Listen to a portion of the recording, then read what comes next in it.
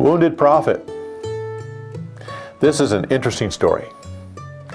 To me, it shows how patient God was with Ahab. There's other kings that God is not patient with at all, but with Ahab, he continually gives him opportunities to turn things around and to trust him. Just the fact alone that God sent Ahab Elijah, one of the great prophets of all of history. That was to Ahab. And Elisha as well. And a story like this where God works with him. I can say this, that even though the biblical writers don't like Ahab very well, and for good reason, the archaeologists of our day love him. It's because of everything that he left behind. Palaces and forts and storerooms and stuff. They love this man, not for what he did, but for what he left. The story talks about how small Ahab's army was, the army of Israel. It was like, how does it say it? It's like a small flock of goats compared to the massive army from Syria.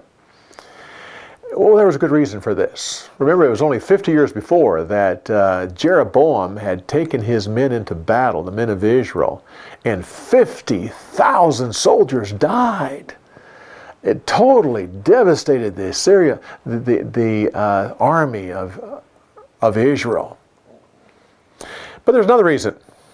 The kings that came down for Jeroboam right down to Ahab, these were wicked kings. And you have to remember, in Judah, in the south, they had a righteous king, a good king. Asa was a good king and reigned for so many years. So a lot of the people in the north left and went south, those who wanted to worship God. So again, there's less people to draw from. The story talks about how the officials of Syria said that, the God of Israel is the God of the mountains. Fight him in the valleys and we'll win. Well, it was true that Israel was better at fighting battles in the mountains than they were down in the valleys. The reason for that is that they were mountain people, so consequently they didn't have a lot of chariots. So when they fought in the mountains, they could win. But when we went to the valley, the chariots were like tanks. They were a superior tool of war, and the Israelites just didn't have them.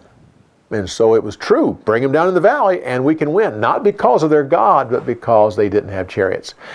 So they didn't have any chariots. But later on, history records that Ahab had a lot of chariots. So what happened? Well, this story right here. It doesn't record it, but when they won the victory over Syria, I'm sure that Ahab just collected the chariots and took them back. And so I believe this story right here gives us the reason why they would have so many. In the scripture, now the story doesn't say this, but in the scripture it says that when the officials went to Ahab, they came in sackcloth and they had ropes around their neck. That's an interesting way of showing your humility. It's the same as a dog that submits to another dog. What they do, they roll on their back and they expose their neck. Now, a dog's neck is their most vulnerable place. And so basically that one dog is saying to the other, I totally submit to you, even to the place that if you want to kill me, go ahead and do it. The Syrians were doing the same thing. They came to Ahab in sackcloth and with ropes already around their necks, which basically says, if you want to kill us, we're already set up for it. You can just hang us right now. And so it's just an interesting way that they would submit to each other. Now, most people, when they come to this story, are amazed that the prophet said to the friend, "Hit me," and when he didn't do it, he said, "A lion's is going to kill you." And we look at that and we say, "Oh my, that doesn't seem right. I mean, he just refused to hit the prophet. Why such a severe judgment?"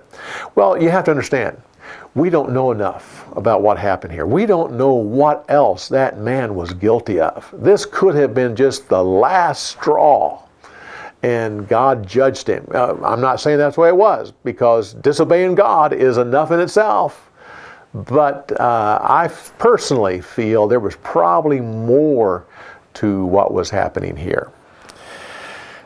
God made it clear that since Ahab allowed the Syrian king to live, that Ahab would take his place, and that the people of Israel would take the place of the people of Syria. And that's exactly what happened.